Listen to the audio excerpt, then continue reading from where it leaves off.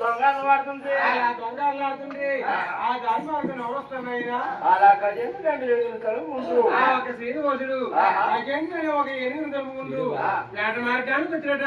వేట మార్గానికి వచ్చి ఆ యొక్క పద్మావతిని చూసి ఒక చెట్టు ఎలా పుట్టిన పోయారు అలా 100 వంకాయలు చూసి ఒక చెట్టు అట్లా పుట్టిన పోయి అలా ఉండబోతికి ఆ పద్మావతి దొంగలు పడుకున్నామని పరిగెడుతూ శ్రీనివాసుడిని మళ్ళకెళ్ళి దొంగలుకొని దొరికేవా దొంగ కొగలించి పట్టుకుంది ఆ యొక్క పద్మావతి ఆ యొక్క శ్రీనివాసుని దొంగలుకుంది కొగలించి పట్టుకున్నదట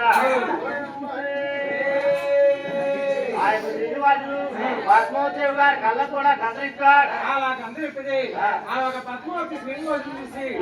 చెప్పేలా మార్చిపోయిందట ఆ శ్రీనివాసుడు పద్మావతిని చూసి ఏడు గెలిచి మార్చిపోయాను తనోడు తనకు వచ్చి జరుపుకుని వాళ్ళ కులగోస్తాన్ని జరుపుకుంటున్నారు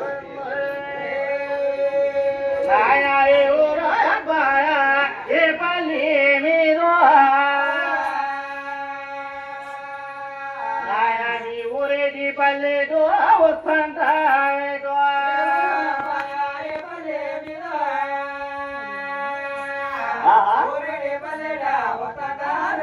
నాయనాని తల్లవరా తండ్రవరా కాబోతు అరవరా జానవనమునకు ఎంది కూర్చేవా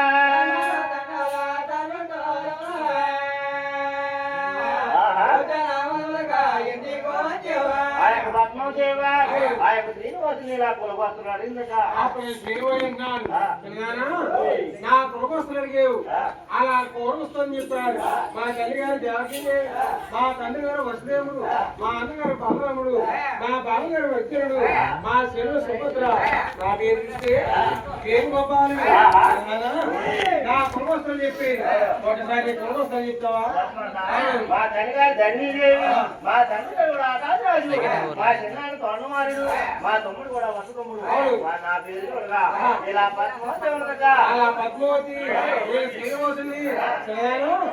నిన్నే పెళ్లి చేసుకుంటాను నిన్నే పెళ్లి చేసుకోవాలని వాళ్ళతో ఉద్యానంలో ఒకరినొకరు ఒట్టి పెట్టుకుని ఒట్టి వేసుకుని ప్రేమించుకుని ఎవరింటి కలిసి వెళ్ళిపోయారు ఇక నుంచి పద్మావతి ఎలాగుంది అమ్మ